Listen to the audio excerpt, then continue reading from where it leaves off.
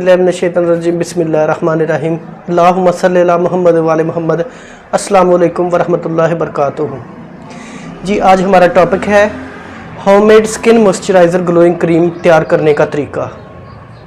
तो चलते हैं अपनी वीडियो की तरफ।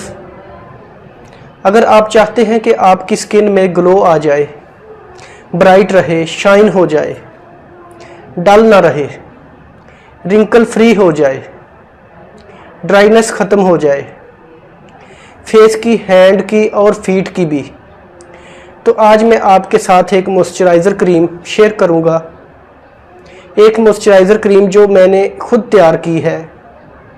तो चलते हैं मॉइस्चराइज़र क्रीम तैयार किस तरह करते हैं और इसमें कौन कौन से इंग्रेडिएंट्स यूज़ होते हैं। इस मॉइस्चराइज़र को बनाने के लिए हमें 5 चीज़ों की ज़रूरत है।